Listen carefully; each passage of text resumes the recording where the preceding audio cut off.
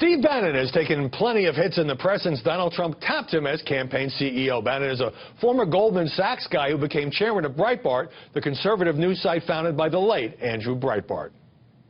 I hate the fact that it's called Breitbart News. I honestly think if they change the name and call it, right-wing, intolerant, mean-spirited news, that would be fine. But all I know is that one of the worst people on God's green earth was just instituted as the chairman and CEO of the Trump campaign. If you look at Steve and Bannon and what they built at Breitbart, it's win at all costs. And I think that really makes some people on the left very afraid because they're willing to say and do things that others in the mainstream media wouldn't do. Amy, it's clear that a lot of people out there in journalism don't like Steve Bannon. Now, Breitbart has been accused of running a fan site with lots of stories like the 10 most important reasons Donald Trump would make a great president. So what does Bannon's hiring say about Breitbart and the Trump campaign?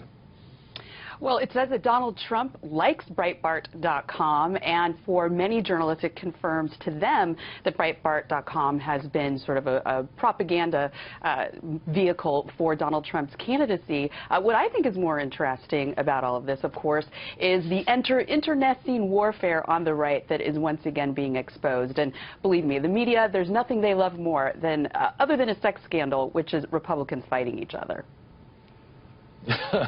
Leslie, Bannon dismisses the notion that his site traffics in ugly rhetoric, but in leaked emails to a colleague that were obtained by the Daily Beast, maybe you saw this, he calls the GOP leaders in Congress a bunch of C words and says we should all go buck wild. So he has very strong opinions often expressed through the site.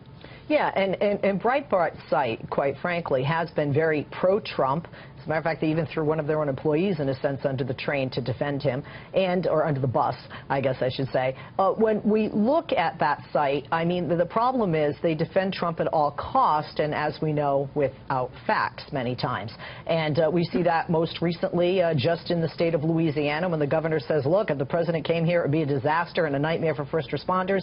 That we don't hear about, but we do hear about Trump and Pence making a trip there in that state. By the way, we invited Breitbart to make a representative available for the show, and the website declined. Heidi, so if Steve Bannon had been advising Trump sort of informally, and now he leaves Breitbart to become the campaign CEO, but he's on a leave of absence, so he will probably go back to Breitbart, does that mean the site's credibility is taking a hit? I mean, what do people think when they read Breitbart's coverage now with the former chairman running the Trump campaign? I think what's happening, Howie, is that his audience is basically seeing what the impression has been within the media industry all along, which is that Breitbart is essentially the Trump news network.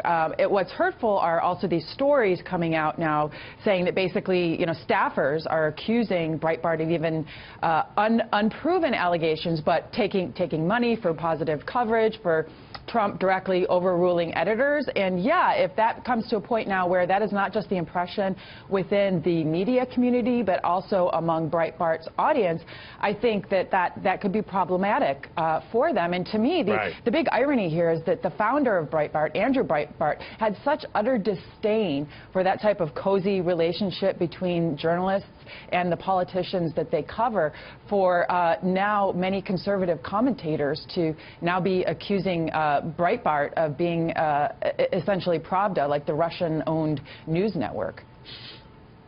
What Leslie was referring to about an employee being thrown under the bus was the infamous Michelle Fields incident when she was grabbed by former campaign manager Corey Lewandowski, and Breitbart actually came with a story that took the Trump side. Whatever you think of that incident, whether it was overblown, a lot of people quit as a result of that.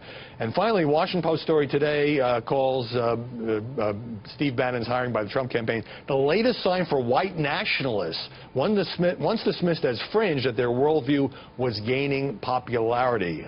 So I'm sure Breitbart defenders will feel like that is a bit of overheated rhetoric. All right, Leslie Marshall here in L.A., Amy Holmes in New York, Heidi Presbella in D.C. Thanks very much for joining us this Sunday. Up next.